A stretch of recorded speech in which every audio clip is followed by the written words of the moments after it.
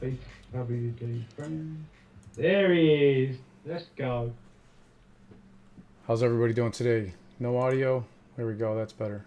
Now I got double. Welcome to Boss Blunt's Think Tank. I'm the Butcher of Wall Street.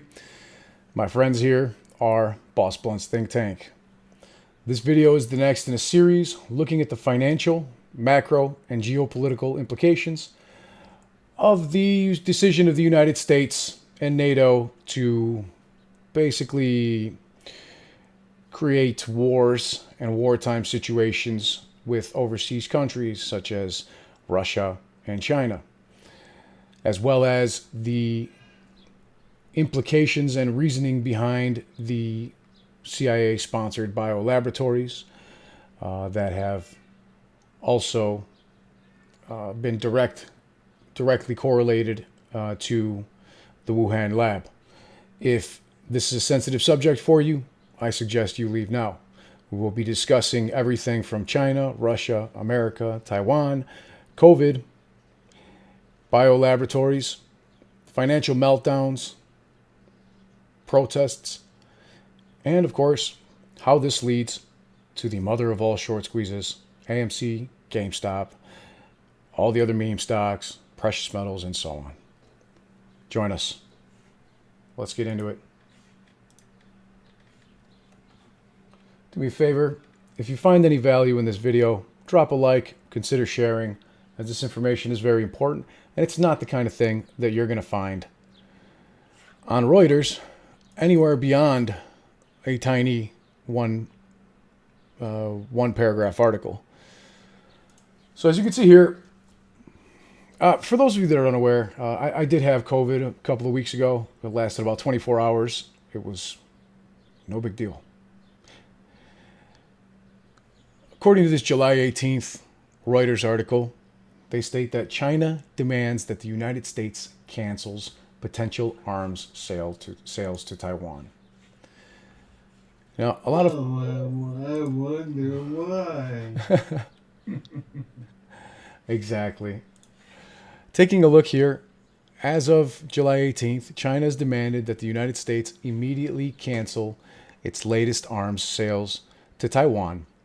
The Chinese state broadcaster reported on Monday, citing the country's Ministry of National Defense. These are very intriguing developments going on in Taiwan right now. They demand that the U.S. cancel this $108 million worth of weapons sale to Taiwan. So if a proxy war against Russia using Ukraine wasn't enough, now the Biden administration is set up to have a second global nuclear superpower to fight, and so that we can maintain another one of our CIA-sponsored biolaboratories, plural, in Taiwan, and continue to launder money and use Taiwan as a semiconductor manufacturing facility. I have zero interest in conflict between the United States and Russia and China, and I know the majority of people here feel the same way. Long on AMC, however, thank you very much for your support, says we want the truth, the whole truth, and nothing but the truth. And that's absolutely right, my friend, and that's why we're here today. Biden and the Democratic National Party are funneling billions and billions of our money to Ukraine to cover their asses due to bad deals, criminal biological activity in Ukraine, money laundering, and so on. If you apply the same logic to Taiwan, what's the next step for the DNC or the deep state? Many mentioned the semiconductor production in Taiwan, and it certainly could be an interesting reason, but there's strong evidence to suggest that U.S. biological activity in Taiwan is the reason for escalation, much like the biological activity in Ukraine that Putin has told us time and time again has been occurring, but the vast majority of the American media and media worldwide is not reporting these words. I'm really tired of seeing yellow and blue flags all across Twitter and every other social media. Honestly, it's pretty pathetic. You know, as someone whose father hails from the former Yugoslavia, which no longer exists, mainly due to the fact that NATO imposes its will around the world. My father's country of Yugoslavia is basically a crater in the ground, and that was rebuilt into countries of Serbia, Bosnia, Herzegovina, Czechoslovakia, and others as well. It was just torn to pieces. I remember this. I remember these stories from my dad telling me these things. Putin said, "I want ordinary citizens of Western states to hear me too. They're now trying to convince you that all your difficulties are the result of some hostile actions from Russia. That from your wallet you need to pay for the fight against the mythical Russian threat. It's all a lie. And the truth is that the problems faced by millions of people in the West are the result of years of actions by the ruling elites in the West." Guys, you and I are not the reason that Ukraine battles are happening. Their mistakes, myopia, and ambitions. These elites are not thinking about how to improve the lives of their citizens. They are obsessed with their selfish interests and super profits. Concluded. Vladimir Putin. Appreciate you, Ashraf. Appreciate you, Eric. Thank you guys for your support. Let's keep on going, and I will jump in there a little bit later to discuss that as well. CJ Philly brings up a great point here in the think tank. He says the U.S. military budget is the biggest money laundering scheme in the world. Yes, and in the same way that we used, I'm sorry, when I say we, I don't mean people like you and I don't mean American citizens. I mean the global elites, the top 0.01%, the Biden administration, and everyone else who puppets him. George Soros, Klaus Schwab, the World Economic Forum, all of these guys. Julian Assange, in 2011, told us the exact same thing was happening in Afghanistan. Listen up. Because the goal is not to completely subjugate Afghanistan. The goal is to use Afghanistan to wash money out of the tax bases of the United States, out of the tax bases of European countries, through Afghanistan and back into the hands of a transnational security elite. That is the goal, i.e. the goal is to have an endless war, not a successful war. Because the goal is not to completely subjugate Afghanistan. The goal is to use Afghanistan to wash money out of the tax bases of the United States, out of the tax bases of European countries, through Afghanistan and back into the hands of a transnational security elite. This man is a threat to national security of the United States of America because he tells the truth. It does. Yeah, man. It does occasionally concern me. The money that we spent there, oh man, they have anything they want.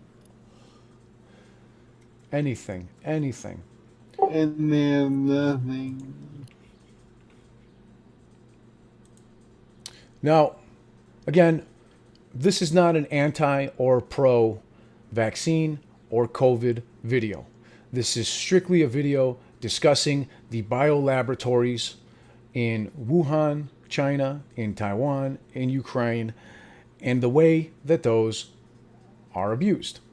But we do have to note the facts that according that the NIH and CDC are reportedly facing staffing shortages as employees are leaving in droves. Moderna's vaccine had a 4% efficacy against asymptomatic COVID in kids age 6 months to 2 years. Marty Macri, MD, said, "I admire the many health experts within the NIH and CDC who are outraged and spoke to me. Our liberty as physicians to speak up should always be sacred and protected." And I went ahead and took a look and I delved in a little deeper. Wow, that video is definitely blurry, huh?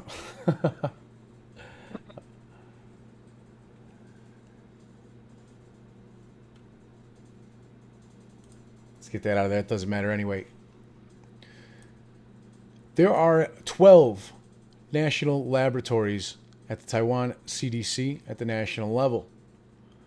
There are 8 commissioned for viruses, 6 designated laboratories, and 290 authorized laboratories for microbes and such, which would be the lower level of medical centers, regional hospitals, and local health bureaus.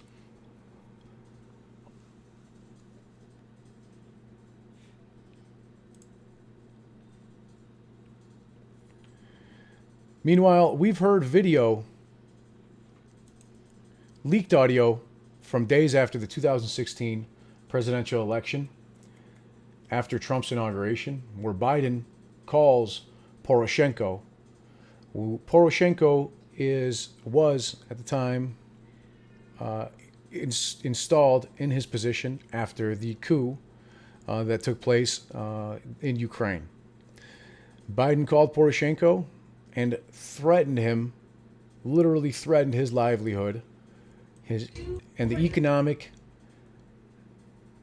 safety and stability of his country. Listen to this. And by the way, in case you're wondering, this has been on about 100 different news channels by now. So if you haven't seen this video, it's probably because you haven't been looking, not because it's fake. Drive to clean up loose ends. November 16, 2016, 2 weeks after Donald Trump's victory, Joe Biden is on the phone with Poroshenko. His voice tenser now than before. This is getting very, very close. What I don't want to have happen, I don't want Trump to get in the position where he thinks he's about to buy onto a policy where the financial system is going to collapse and he's going to be looked to pour more money into Ukraine. That's how he'll think about it before he gets sophisticated enough to know the details. In other words, Biden does not want Ukraine asking for more money from Trump. Doing so would cause Trump to look into the details. So anything you can do to push the Privat Bank to closure so that the IMF loan comes forward, I would respectfully suggest is critically important to your economic as well as physical security.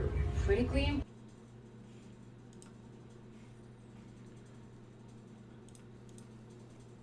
As you can see, this is about as clear-cut of a case of strong-arming and threatening to withhold bribes and threatening someone's physical safety as well as that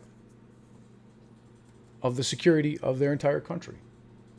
He didn't say your country's economic and physical security. He said to your economic as well as physical security. He's speaking directly to Poroshenko and his other cronies that have been installed in Ukraine.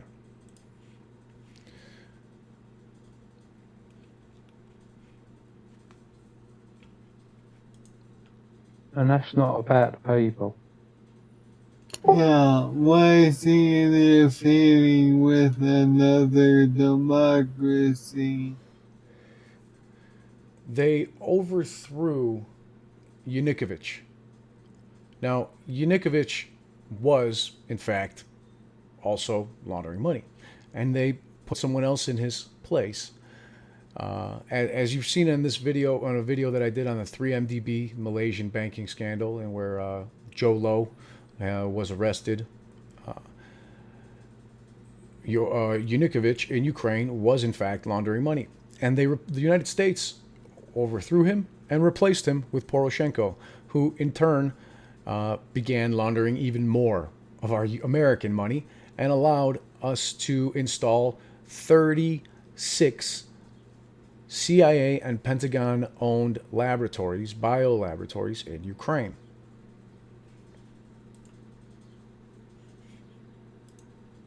And up to no good gain of function. The U.S. fund biolabs in Ukraine and in Taiwan. Not just a few, but a lot.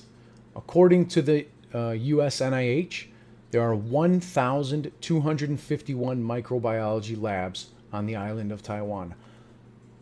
Yeah, 1,251 biolaboratories in Taiwan, a country that is the size of Maryland. Maryland, ladies and gentlemen. And goddamn Resident Evil. Isn't it funny how the Wuhan lab had almost the exact same Umbrella Corporation logo as Resident Evil, as Umbrella Corporation did in Resident Evil? That's just weird. One lab of particular importance in Taipei, Taiwan, is the BSL-4 lab, which has conducted research and notoriously reported leaks on COVID-19. This BSL-4 lab in Taipei has reportedly exposed 85 people to COVID-19 at their lab via rodents.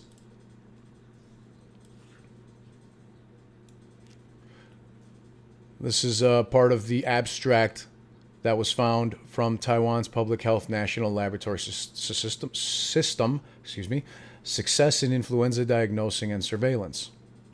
And if you go through this massive thing, it pretty much says exactly what I told you. I've already gone through it. That's how I know, and that's how we've got this information. In addition, there are 1,251 biolaboratories in Taiwan. I'm not aware exactly as to which of those are owned by the United States. I'm sure not all of them, or which non-government entities are involved. But the U.S. political and interests and military interests in Taiwan would suggest that we have a lot of assets on that island, and they don't want China to take them. We did hear the Chinese Minister of Economics, I believe it was, about 3 weeks ago, state that China must invade Taiwan and take Taiwan back as part of its sovereign nation before the semiconductor companies finish completing their United States factories to move production here to the States. This is a fact. I've done previous videos and actually shown that with receipts on the screen. Given the track record that we've seen from the Biden administration in Ukraine, we can deduce that whatever the fuck the deep state is doing in Taiwan is not exactly for philanthropic purposes. The United States' actions indicate that they expect China to move it into Taiwan very soon, and China demands towards the United States suggest that China also intends to move into Taiwan. They don't want the United States supplying weapons to Taiwan. That's why they are demanding that the $100 million plus of aid be rejected.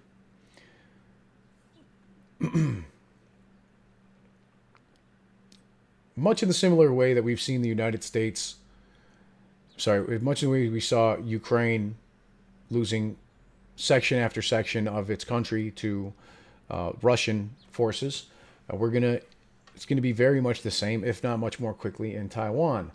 Let's put it this way: resistance is futile when we can only do so much via a proxy war. Even if we send all of the arms we have available to Taiwan, that's not going to stop the second most powerful military in the world from taking part of a country that they believe still belongs to them. Not to mention, they're a few kilometers apart, whereas the United States is on the other side of the world. Sending aid, weapons, military would take quite a long time. And for those of you that are unaware, the United States 2 weeks ago unsuccessfully attempted to launch an intercontinental ballistic missile. We did not successfully launch that missile. It exploded before it got into the air as it was taking off. China, on the other hand, has sent multiple ICBMs around the world The same ICBM went around the world 2.5 times before landing within a few hundred meters of its final destination. That is incredible difference in capabilities there for ICBM nuclear warheads from China that the United States does not have. We do not have. China will eventually move in, and given their vast military superiority to Taiwan and the tiny geography about the size of Maryland, as I stated earlier, to secure, when China moves into Taiwan, it was going to be much faster than Russia's special military operation in Ukraine. And meanwhile, Hollywood and Western media wants us to believe World War III is going to feature nuclear bombs and kinetic warfare, uniformed armies, when in reality we've got proxy wars, biological weapons, mass propaganda weaponry, globalist infiltration, economic warfare between countries, between the richest and the poorest. But make no mistake about it, this is in fact both the Great Reset and World War III at the same time. The WEF and NATO countries, Klaus Schwab, etc., are doing exactly what they said they would do in order to create a Great Reset. Meanwhile, you've got countries like Russia and China who seem to be attempting to fight against that, as we've heard from Putin say many times. The landscape of what we recognize as warfare has evolved. Plain and simple.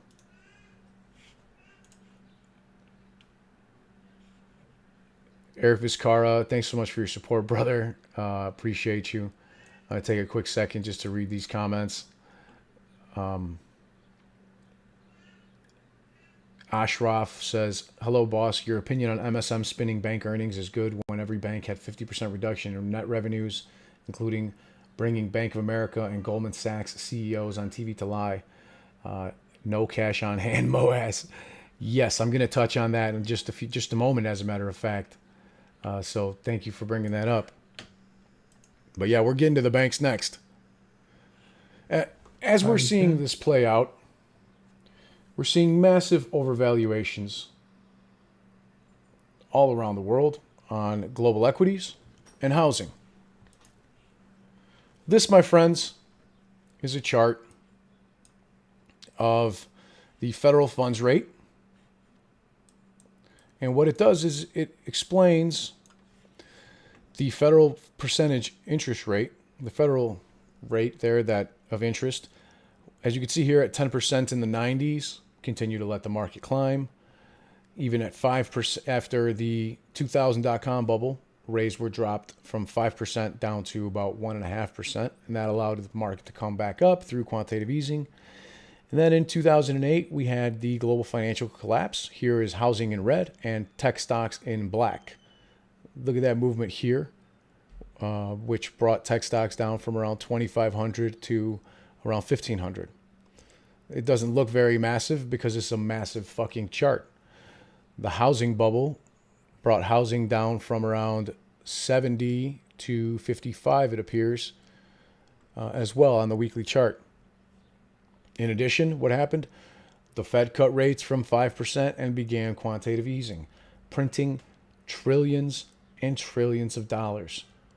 $40 trillion between 2008 and 2010 alone.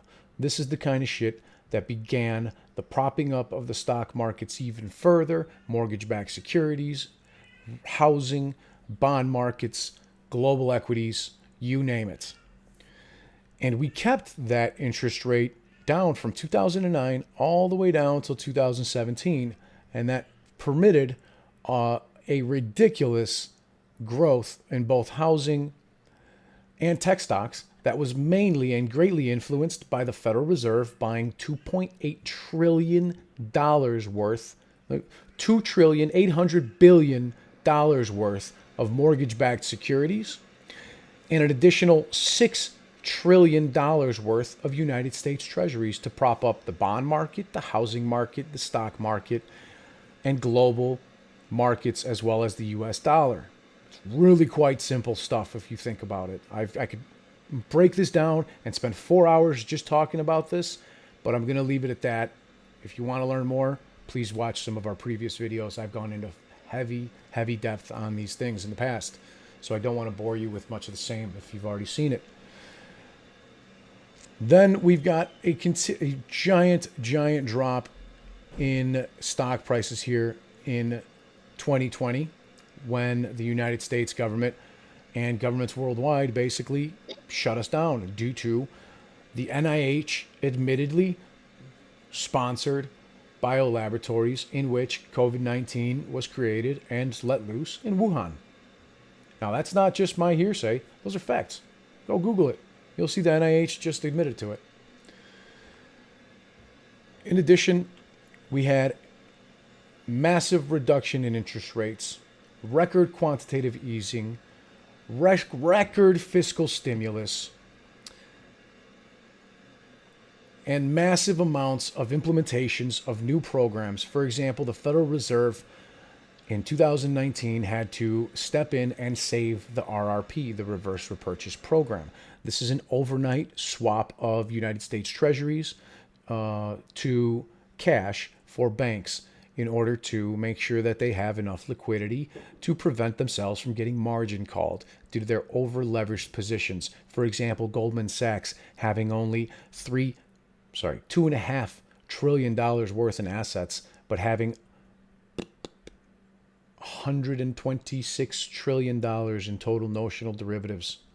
$126 trillion in total notional derivatives, the majority of which is rehypothecations and abusive swaps, compared to the measly less than $3 trillion in assets for Goldman. This is across the board, not quite to that extent, but across the board, the same level of stupidity and over-leveraging that we're seeing by Bank of America, Wells Fargo, JP Morgan Chase, Morgan Stanley, if I didn't say them, the top 5 players. We're at the point now where the black stocks for the entire year have been dropping. And as you saw again on this channel, as of the first trading day of 2022, when we were talking about stock market crash 2022 has begun, I streamed every single day for the month of January as we started to implode, because I know which way the wind blows. Let's go that way. I could feel it, right? You can feel it. So if the wind's at your back, you don't need anybody to tell you the wind's blowing in your direction or against you. It's pretty obvious here. And as a matter of fact, as you can see, housing has peaked and has begun to drop. And that's why I would like to announce for the first time that I am listing my home for sale. You heard me right. I'm not bullshitting.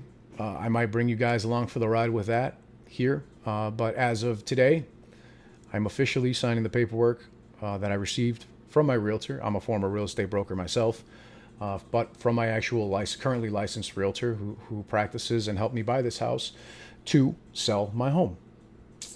Because I don't take losses.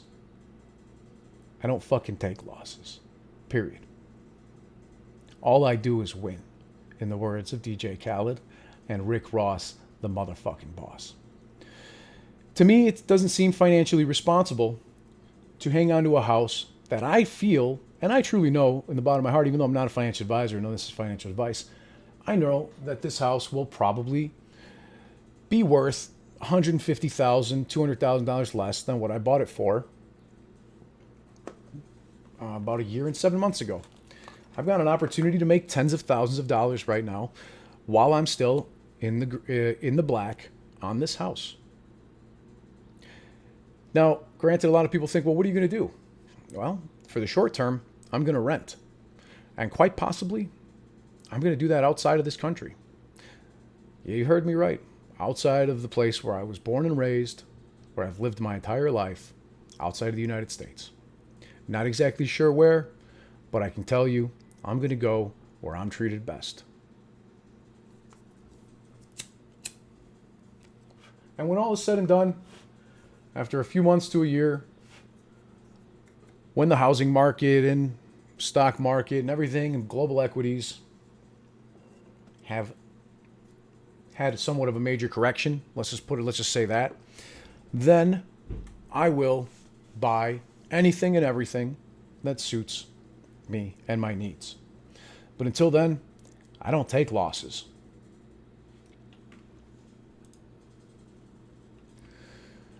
A European recession is right on schedule. And you know what's next, ladies and gentlemen? A global recession and depression. Now, I apologize to you all if I seem like I'm very negative or pessimistic. I'm not.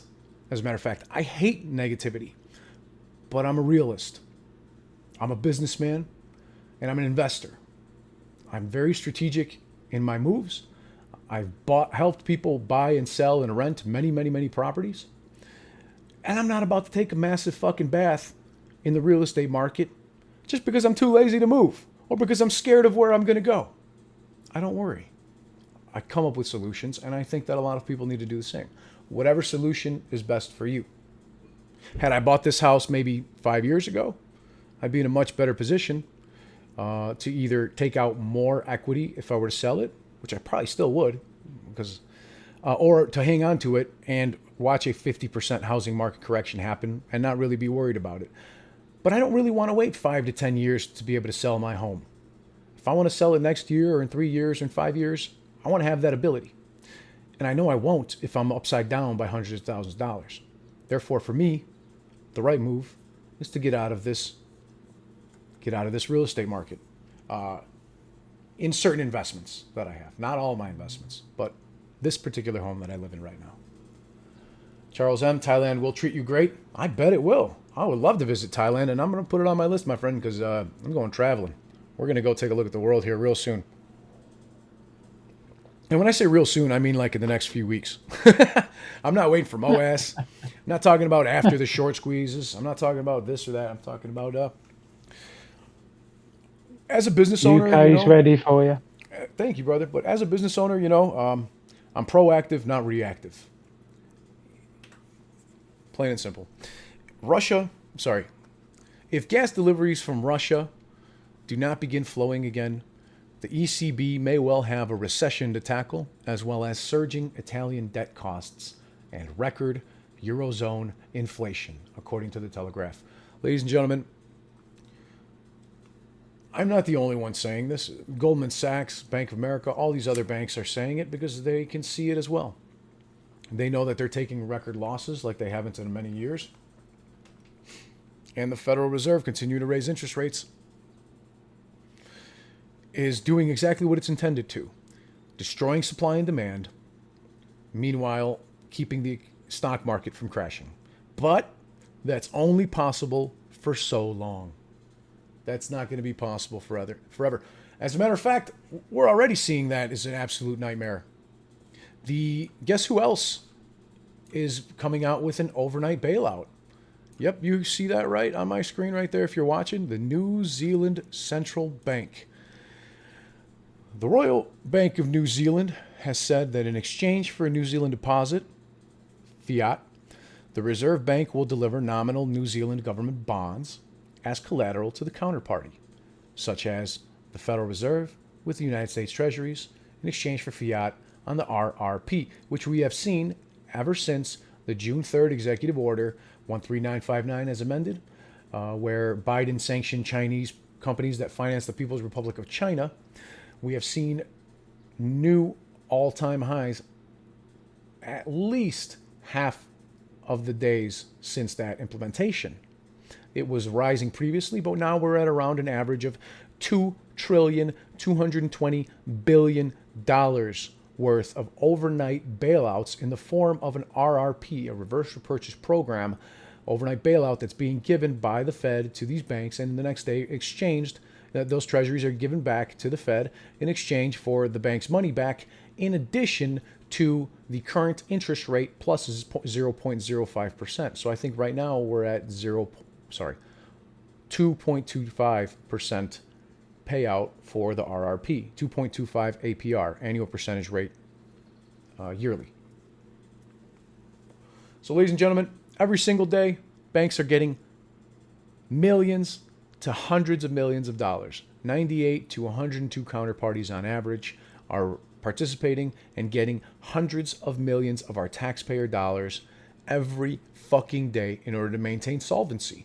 And New Zealand has just begun the exact same thing as of today.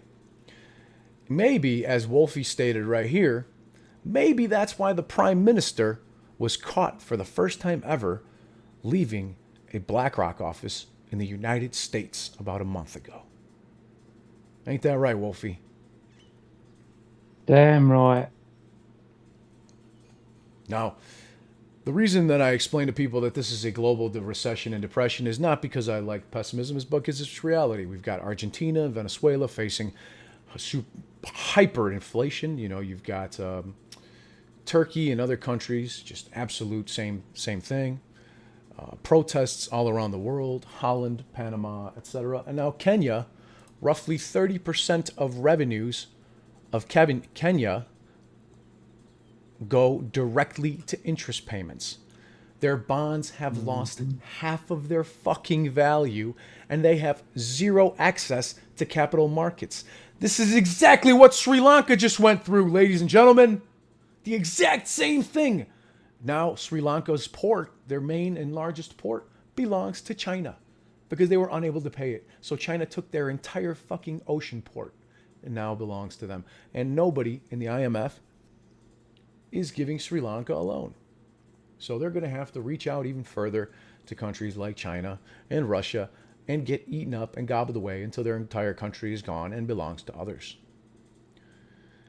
They have a $2 billion bond coming due in 2024 as they have no access to capital. 30% of all of their revenue goes directly to interest payments, and they're bleeding money as hyperinflation also seems to be ripping them apart, sadly. Sadly, it's always the poorest people that are hurt the worst. Always. Even Italy. Italy debt to GDP ratio is over 150%, ladies and gentlemen. 150%. They had 2.8 trillion euros of debt in May. 25% of all the Eurozone debt is Italian bonds. Beautiful country, wonderful people, terribly run government, and exceptionally poor financial system.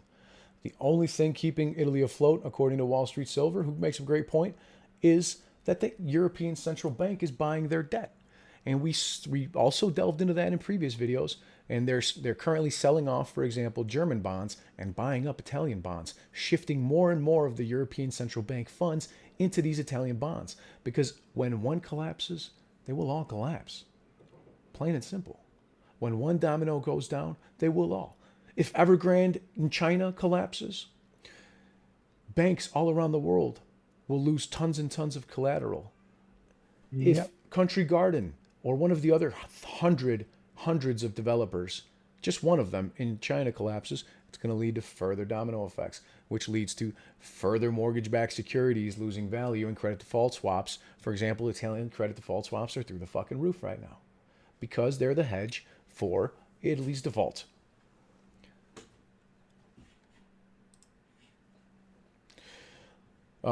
Just yesterday, Bank of America came out and said that they now forecast 4 straight quarters of negative real GDP growth.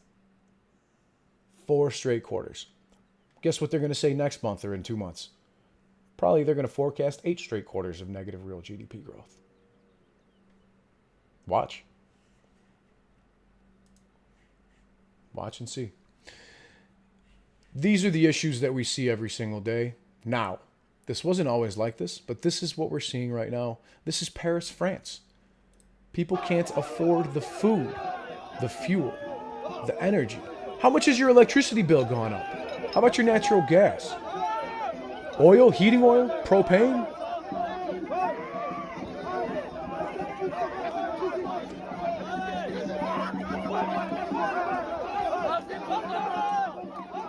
$600% in the UK. Jesus. Oh man, nice. Holy shit. To heat a home in the UK was about 400 average home. And the estimates are by the end of October it's £2,800. That's nuts. Insanity. And I know me personally here in the States, my ComEd bill, my electricity bill, my natural gas bills, they've all tripled in the last year. Tripled. Easy. Easy. I can pull them up right now if I wanted to. If it's too much private information on them, but for example, if I hold them up right now, you'd see it went from $125 a month for my electric bill to $375, $400 a month, even in the winter months when I'm not really using electricity because my heat is based off natural gas, for example. So it's not just the summer AC that's killing me. It's year round at this point. In the winter, it's the natural gas. In the summer, it's the AC. And I'm sure a lot of people are feeling the same way. I'm not struggling to pay it, but I know a lot of people are sad. That sucks. I'm on budget billing, and I was hoping it was going to go down because we just had those window open months. And no, it's actually more expensive. Sadly, right? Yeah.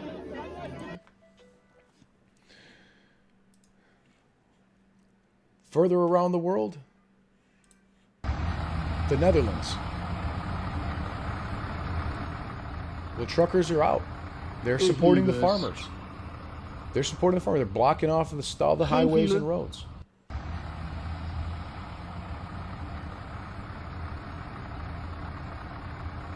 Ich liebe es. People are well aware as to what's going on with the Netherlands, for example, Holland forcing 1/3 of all their farms and ranches to close. Imagine 1 out of every 3 people that you know that works in the farm industry or in the food industry to lose their jobs, all in the name of high nitrogen levels. Ladies and gentlemen, I don't care if you believe in climate change or not. That's not what this is about. Reducing nitrogen a little bit in the soil is not going to change or affect the climate enough for it to be worth sending billions of people into a recession and depression. Now, Panama is also joined the same. Their highways are blocked because inflation and corruption is out of control. People said enough is enough.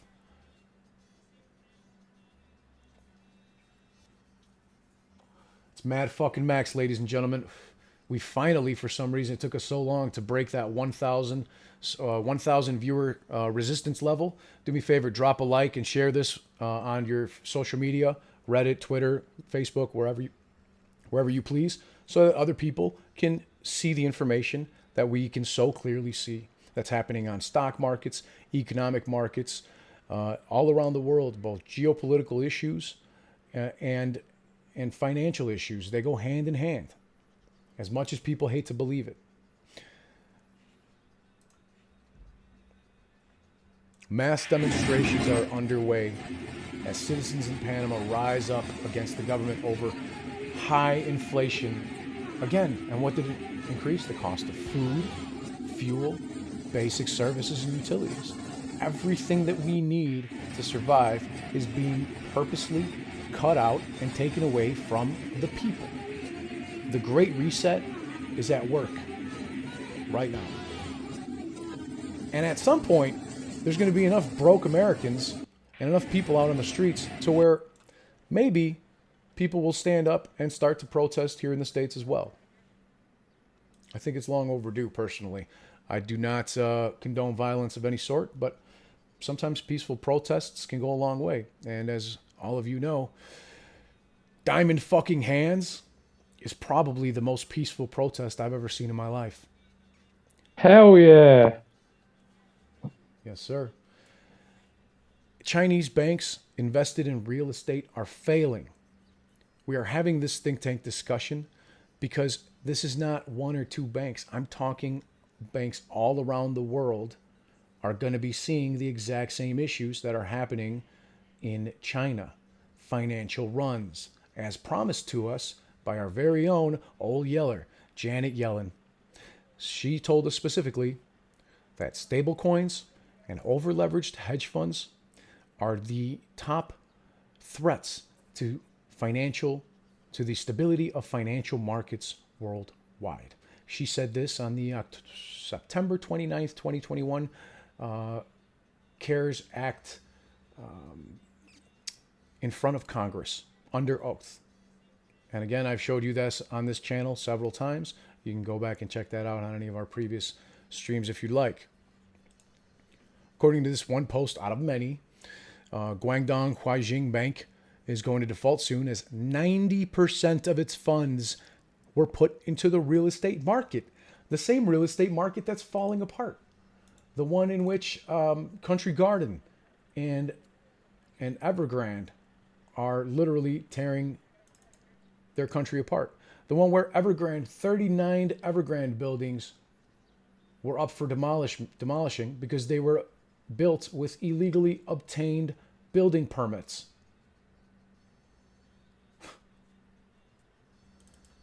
The same company, Evergrande, who's withdrawing millions and millions of dollars from their company right before their bonds started tanking. And you know what? This is a huge nightmare for companies like BlackRock and Vanguard and even hedge funds and market makers, not just banks.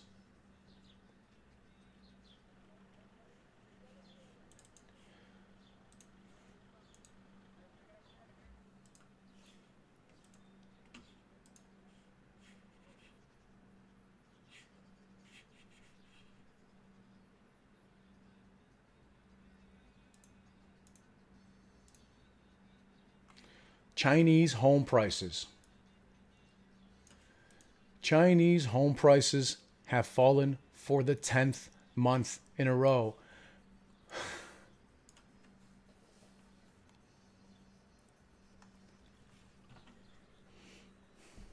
Wolfie, can you give me some relief here? Of course I can. Housing, America. 2007, the housing peak. And it dropped. Obviously, we all know that. 2008 smashed everybody. You had ninja loans. You had all the banks giving out the money. They were all supporting the mortgages that everyone bought into. The housing market absolutely crashed.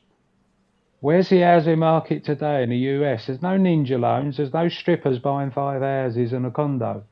Now, all of a sudden, the housing market in America is huge. The prices are through the roof. It's a deliberate ploy. We have it in the UK. We're a nation of house owners in the UK. The UK housing peak, average house in the UK, is not above the 2007 level. We don't supposedly have market-backed securities. We supposedly don't have credit default swaps. We don't have strippers with 5 homes and a condo.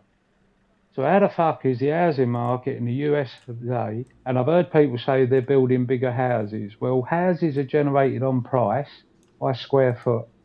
And whatever somebody's willing to pay per square foot demands the price of the house, depending on how many square foot in the house.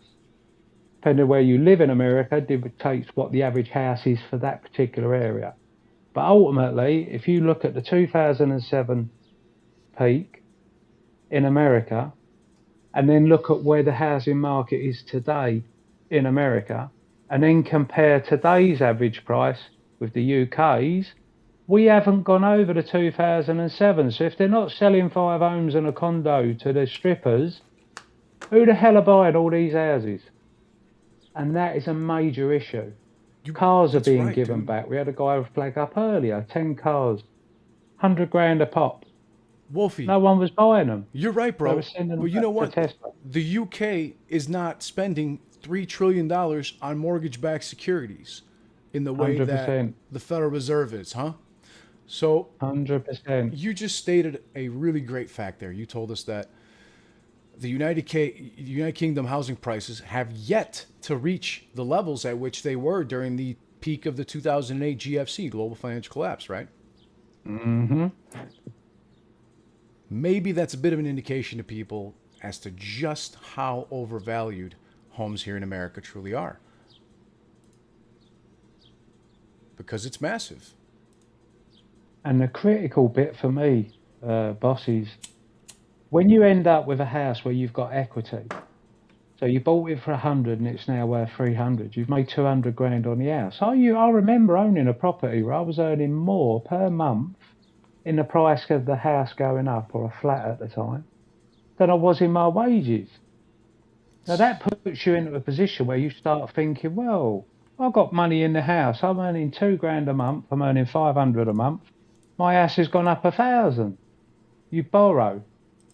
You have a nice new car. You update it every year, 18 months, 2 years. Or you put your kids through schooling and you take out what's called a consolidation loan in the UK, and you get all the debt that you got, your credit card bills, your car payments, etc., and you go out and get a loan. And depending on how long they leave it, they being the ultimate, the people that control everything, the 1%ers, the banks, and all the tools that they've got, they loan you the money, and then when the market crashes, you ain't got the money to carry on paying £1,000 for your car payment. You ain't got the money to pay your £800,000, £1,500, 2 grand for your mortgage.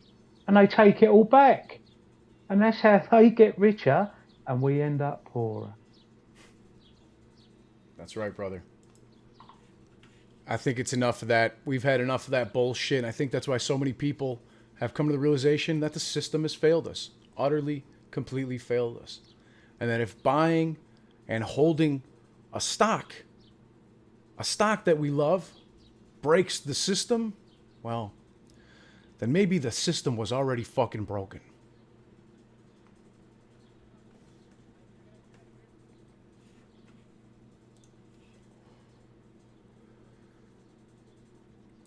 So Chinese home prices are down for the 10th month in a row. And for those of you that are unaware, American home prices are down for the 4th or 5th month in a row. That's a fact. I'm not sure exactly 4th or 5th, but we are now 4 or 5 months in a row where year over year housing prices are down. And we have seen the end of the bidding wars pushing houses over list price.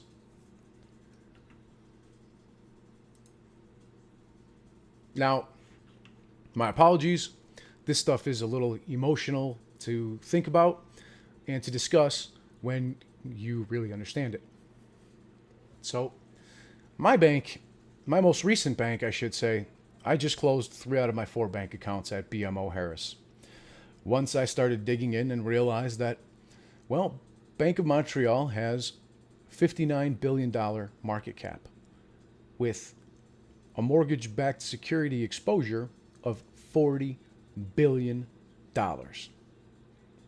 Well, that's quite a bit of leverage, isn't it? That doesn't even count any of their other exposure to any of their other risk and assets classes. Canada, unlike the United States, Canada consists of 53% adjustable rate mortgages, and that is also a fact, my friends. That is also a fact. And I've got some Canadians in here that can probably tell me that they know that to be true, but I did go ahead and look it up from the actual Canadian websites, directly from the sources. These adjustable rate mortgages were were similar to what caused the 2008 collapse, in the sense that right now these people can afford it without a problem. But as the Fed is raising interest rates in the United States and over in Canada and all around the world, European central banks, Australia, you name it, they're all raising interest rates, with the exception of China, because they're still easing, even though they're still easing in order to maintain the facade of a GDP and economy that's not collapsing. And it's the same thing the United States was doing, except we're no longer able to handle the inflation, and they are, because they produce a lot more in China than we produce here in the States. That's just a fact, ladies and gentlemen. Don't hate me for it. If you don't, feel free to disagree if you don't agree, if you don't think that's true. But where does most of the shit that you get? If you look on the tag on my shirt, for example, or your shirt, or your shoes, or wherever, your shoes are probably from the Philippines. Your shirt and everything else in your house is probably from fucking China. These adjustable rate mortgages were a major part of the 2008 collapse, when borrowers were unable to meet their balloon payments. Because as the interest rates go up, so does the payment on their adjustable rate mortgages. That's why they're called ARMs. Adjustable means that that they ebb and flow with the mortgage interest rates. Now, a lot of these people, you're like, oh, why don't they just refinance? Yeah, sure, that was all fine. They could have afforded to refinance, just barely. Probably before rates started getting started to be raised. But now that they are being raised, these people will not be able to qualify to refinance their own home to lower their interest rates because of the higher interest rate, because of the higher rate that they're currently seeing.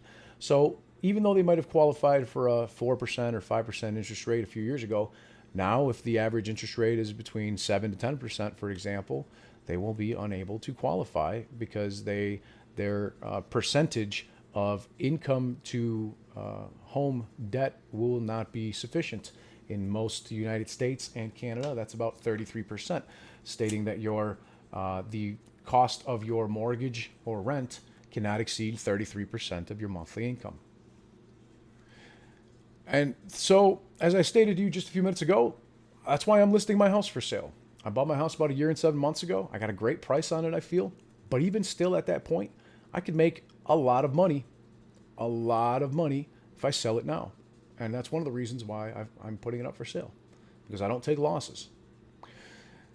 In addition, this is also me buying tens of thousands of dollars of shares and stocks and other equities that run inverse to the stock market. And I have no problem doing it.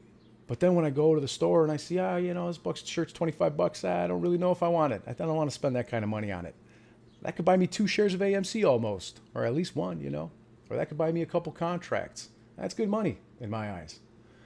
So I have gotten a lot stingier, but not because I don't have money, but I'm just choosing to put it in the places where I believe it will allow me to be properly hedged for this, what is, in my humble opinion, an absolutely imminent stock market, real estate market, and bond market crash, and imminent short squeeze, mother of all short squeezes. That is much bigger than just AMC and GameStop. It's AMC, GameStop, BBIG, MMAT, Sundial, Tilray, Ocugen, Mullen, and hundreds of heavily shorted stocks, lovingly known as meme stocks. We call them that because we started sharing the information on Twitter and other Reddit using memes in order to prevent the algorithm from reading the text in which we were talking about our favorite stocks. Ladies and gentlemen, and in that sense, the mainstream media has pretty much attempted to make meme stocks into a joke, because memes are a joke. So the people that are willing to open their eyes, in my opinion, are going to be ridiculously fucking rich, and the permabulls who don't want to believe in the realities are going to be, well, they're not going to do very well. Let's put it that way.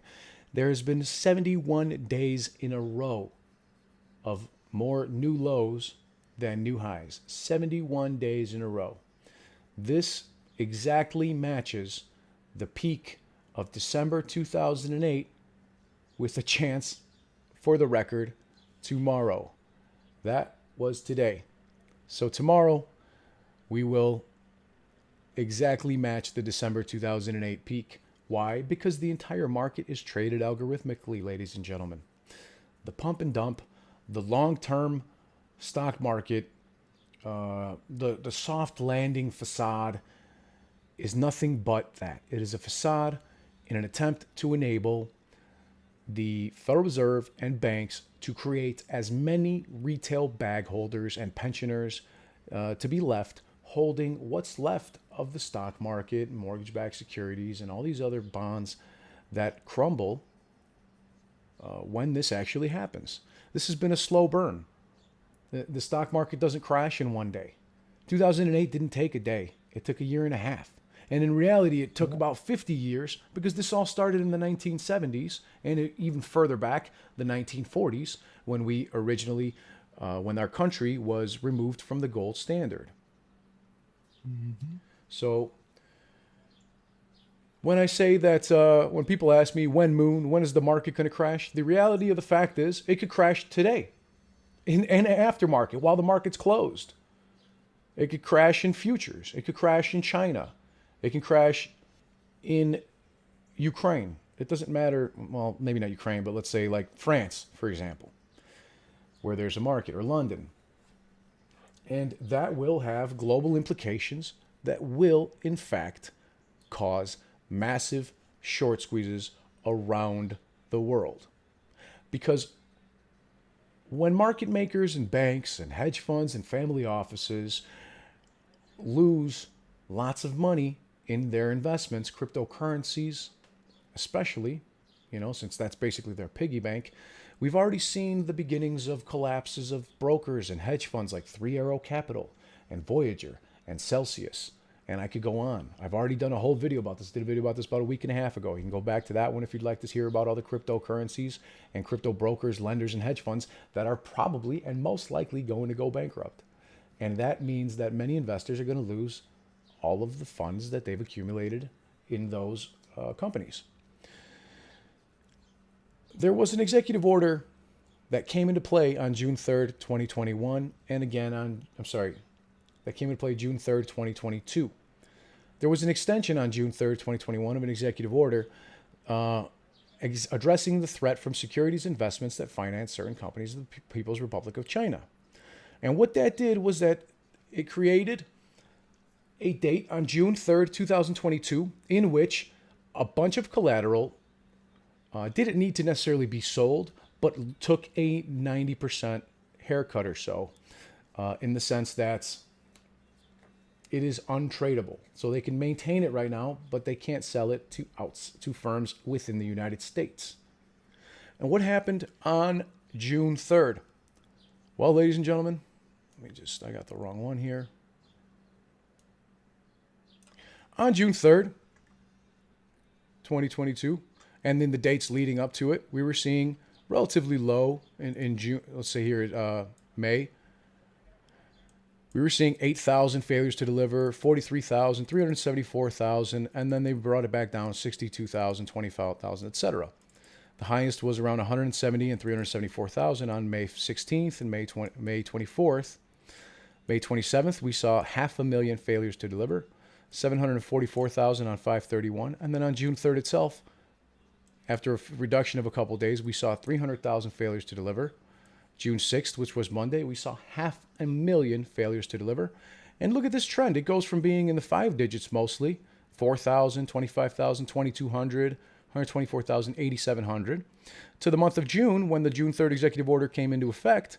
And now we're seeing 300, 500, 200,000, 120,000, 589,000, 643,000, and growing. Up until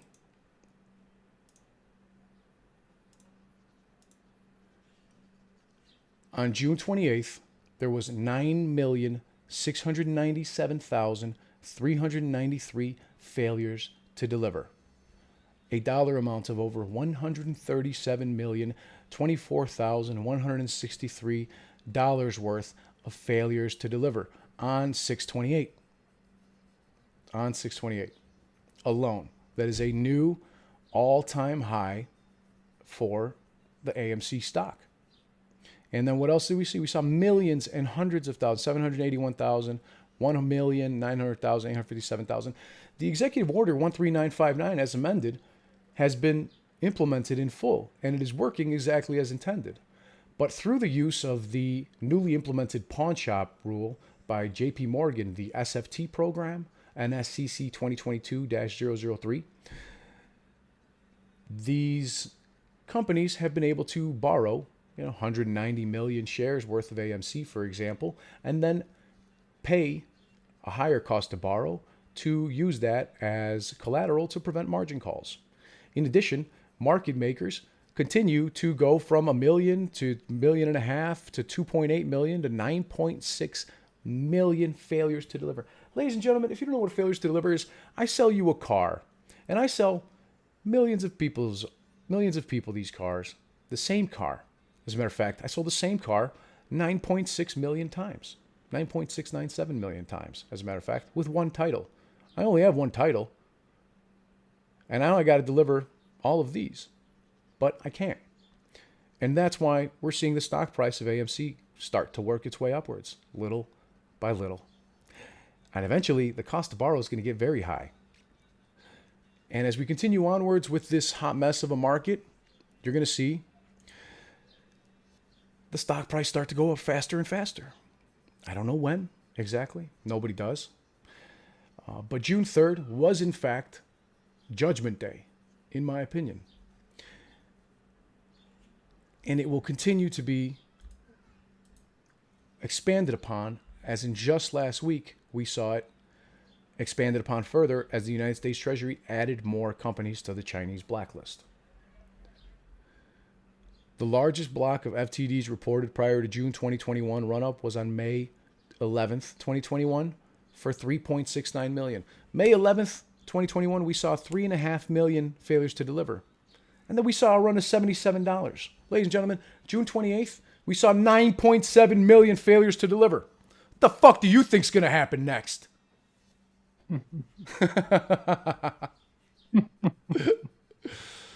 Holy shit. 9.697 million, and then 2.8 million the day after that, and 1.9 million the day after that. And remember, ladies and gentlemen, these are all T plus 35 dates. That means they're 35 calendar days after the initial trading day. What was happening 35 days prior to June 30th? Oh, well, it was the end of May, just prior to the June 3rd implementation of these executive orders. That's why we're going to continue to see these numbers go higher and higher. And yes, they will come down as failures to deliver are returned. But that doesn't necessarily mean that we're not going to see an increase in price. I do wholeheartedly, in my non-financial advisor opinion, believe that that's going to be a huge repeat, and it's going to make the run of $77 from last week look like an absolute fucking joke.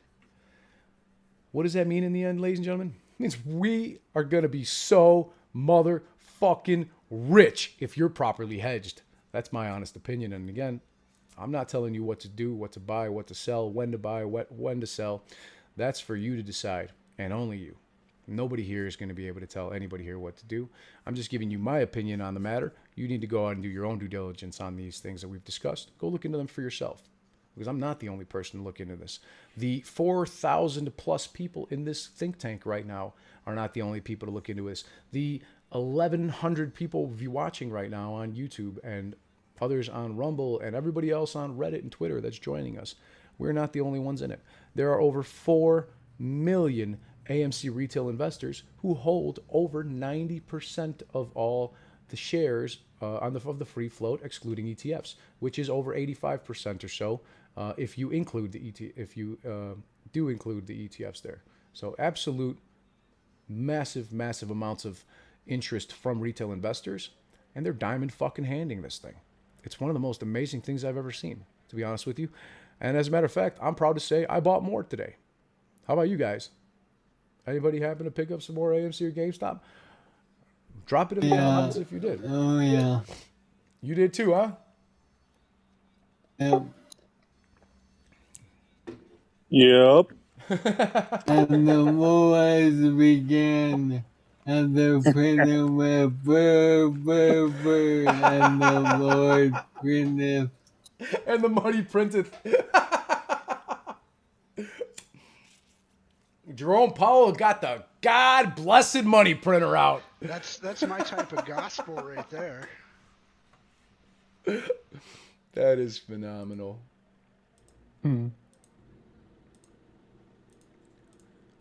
Ladies and gentlemen, that is the moment when Ken Griffin realized that he's been shorting too much. When the realization came that they have $67 billion in assets and $66 billion in short positions sold and securities sold, not yet purchased. They're fucking broke. They haven't covered because they can't. They can't close out their positions or they'll go bankrupt. It's fucking hilarious. But guess what they can do?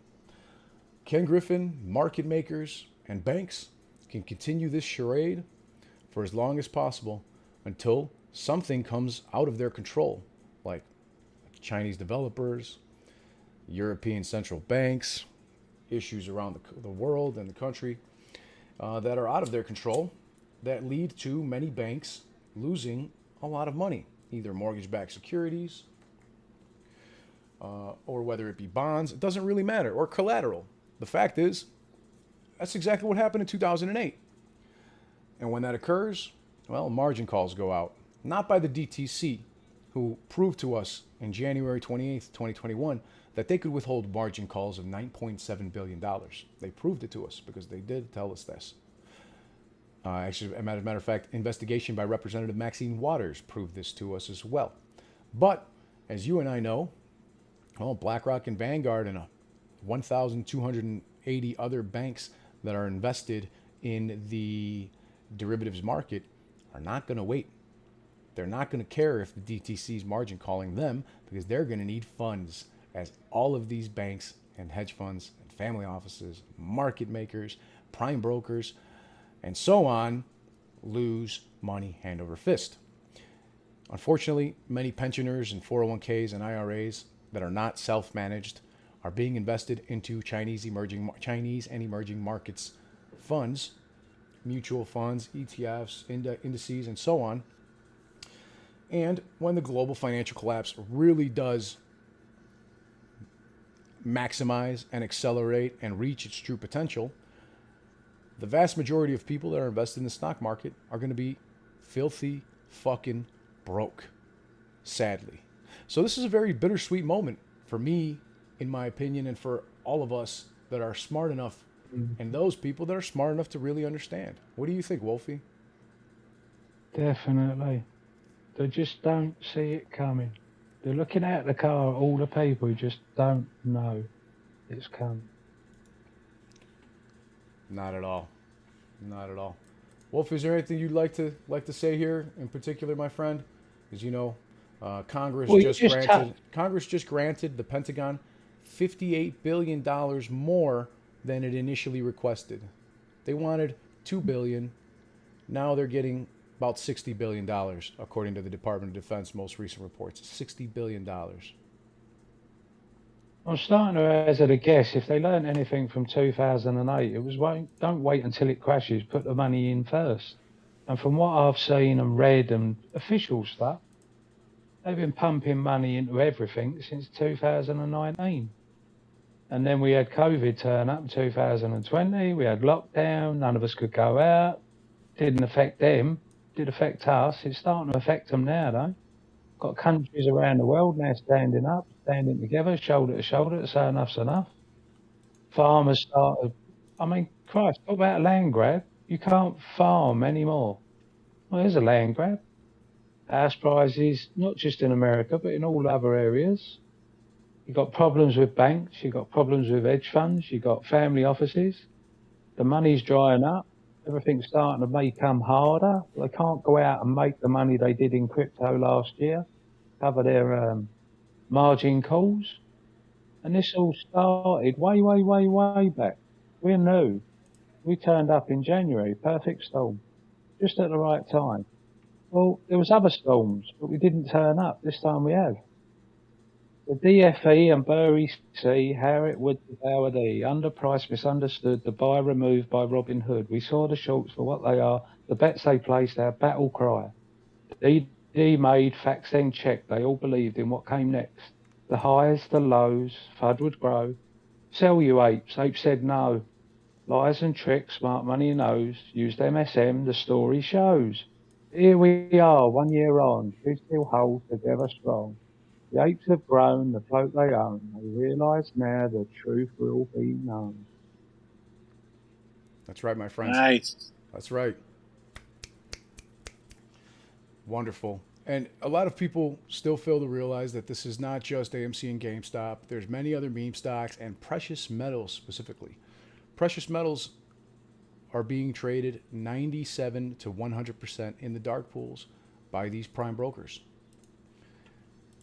And if you take a look at that, you'll realize, and then if you look at the COMEX, you can see that JP Morgan is lending and leasing silver, for example, to companies like Bank of America. They're turning around and then shorting other precious metals in that very same silver in an attempt to keep the price down. Meanwhile, they collect as much of it as possible as they can for themselves, because they are very well aware that at some point here, the fiat will become worthless. And that is, in my mark my words, that is, in my humble opinion, why we're going to see the implementation of the central bank digital coin. And if you want to, just for example, if you want to get food stamps, if you want to receive your paycheck, if you want to get Medicare, whatever, you're going to have to sign up for this central bank digital coin. If you want to get your government pension, you're going to have to sign up. And if you owe taxes or child support or anything, if you owe money to your car note and the government decides or the courts decide that you need to pay them, they don't care if your kids need money to eat. If that's your last $100 for groceries, they're going to take it straight out of your fucking bank account. They're going to give it to whoever the hell they want, whether it's themselves or other institutions. The central bank digital coin, in my opinion, will be linked to precious metals. And this will cause the current price of silver of around $20 an ounce to look like an absolute fucking joke when silver skyrockets to $2,000 an ounce and gold skyrockets to thousands of dollars an ounce. Thousands more. As you can see from the consumer price index, percentage-wise, the Fed balance sheet in red and the CPI in blue, it's quite clear that the hyperinflation that has been caused is directly related to the Federal Reserve's increase of their balance sheet. Massive, massive implementation of money that does not actually exist, but only in the form of ones and zeros, is what's causing you and I to really face a global depression.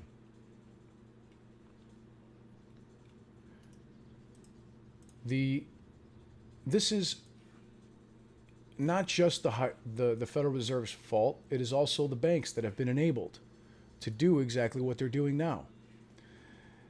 The banks have been enabled.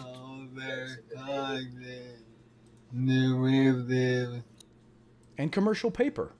All the toxic derivatives, commercial paper, they just print money. Whenever you need a loan, they don't go to the Federal Reserve to ask for money. They just write it down, and it becomes a commercial paper note, a commercial bank note. Money that the bank just printed out of thin air. That makes the Federal Reserve balance sheet. And why are they allowed to do it? Because they go to war economically for America whenever we want. Exactly. That's why they're making the BRICS. That is why BRICS has been implemented here between, Brazil, Russia, India, China, and now Argentina and Saudi Arabia, as well as other countries, are talking about joining. How's that going to look for Biden when he's trying to begging for oil from Saudi Arabia? Meanwhile, they're joining BRICS nations. Bear Stearns and people who work there since 2006 have been spoofing the precious metals market, and they claim that they were unaware that the practice was wrong or illegal until 2011. Yeah, and you know what the chairman of the COMEX, Gary Gensler.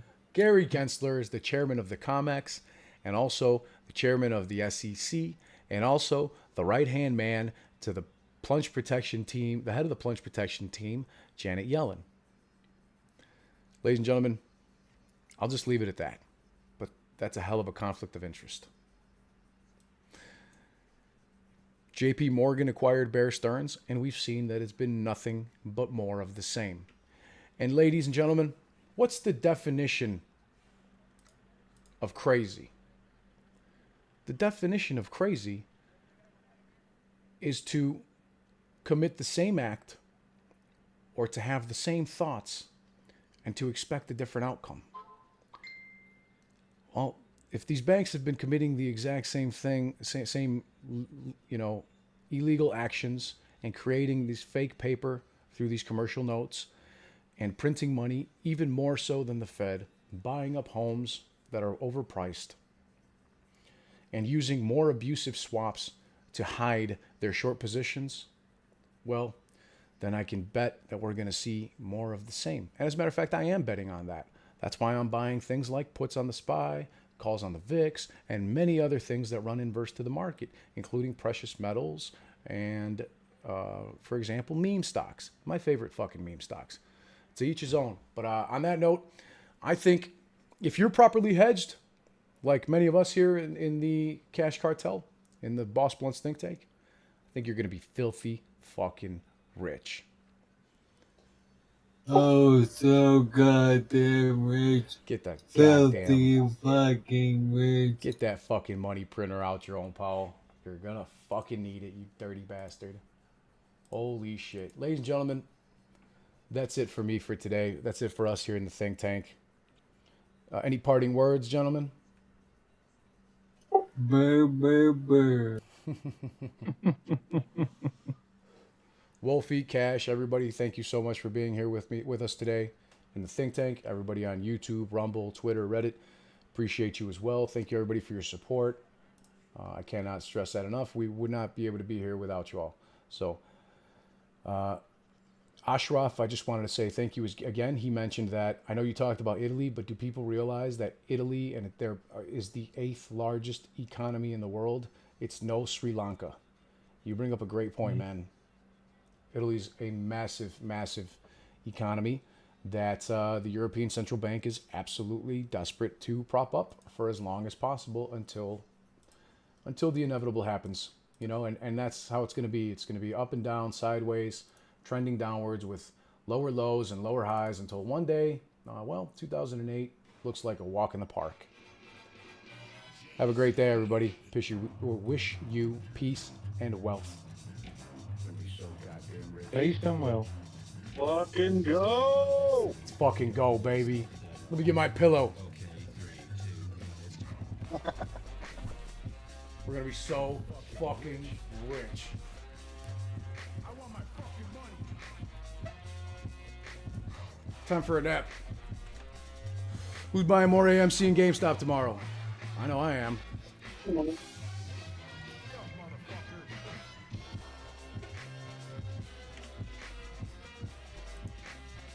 Oh, AMC's great. Again? Surprise, surprise. Maybe it's all those fucking FTDs. Holy shit. It's fucking great.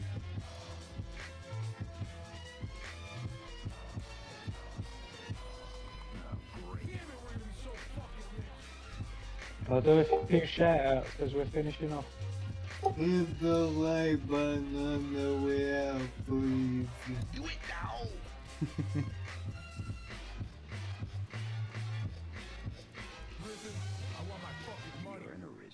Appreciate you guys.